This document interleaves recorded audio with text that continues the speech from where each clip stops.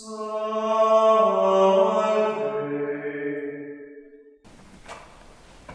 reading from the letter to the Hebrews.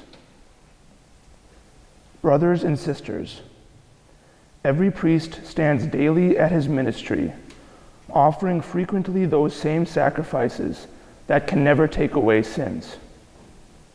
But this one offered one sacrifice for sins, and took his seat forever at the right hand of God. Now he waits until his enemies are made his footstool. For by one offering he has made perfect forever those who are being consecrated. Where there is forgiveness of these, there is no longer offering for sin. The word of the Lord. Thanks be to God. We try so hard to make ourselves worthy. Like the priests in this passage, we stand ready to make frequent sacrifices, but we wish to sacrifice those parts of ourselves which we despise, which we think keep us from being seen as perfect, or maybe as competent before our brothers, before our family, before our God. Every day we come before the altar of perfection, desperate to appease the false gods of vanity. We wish to be seen as one who is intelligent, self-controlled, charming, or productive.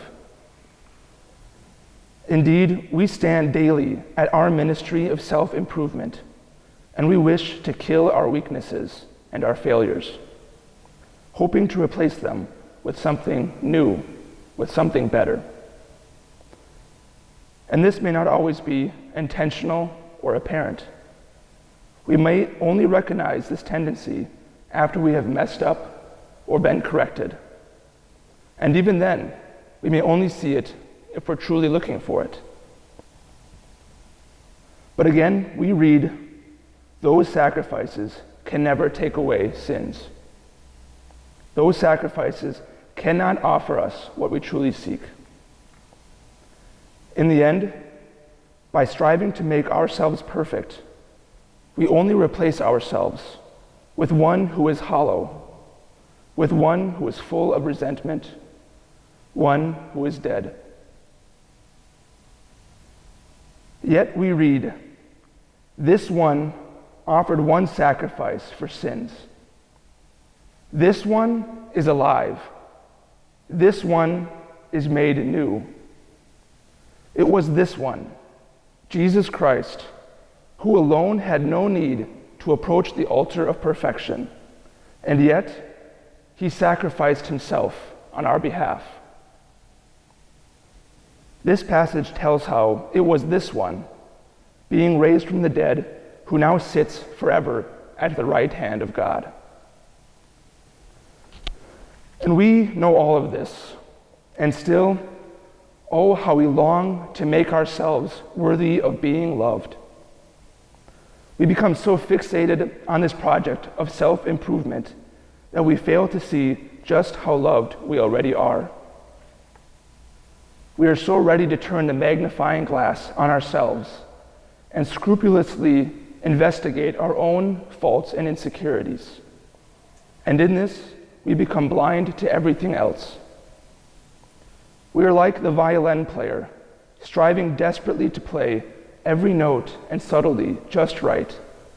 And we hope in the end, if not expect, that we will hear the applause. Rather, let us be the violin. Let us strive simply to be held by the divine musician. Let us rest content in his love, trusting that he will keep us in tune, trusting that he will play whatever he wills through our lives. For we read, by one offering, he has made perfect forever those who are being consecrated. Indeed, it is this one who will draw us to perfection, and we shall sit forever with him at the right hand of the Father. Jesus Christ willingly sacrificed his life for us. Let us never fail to receive the love he so freely gives us.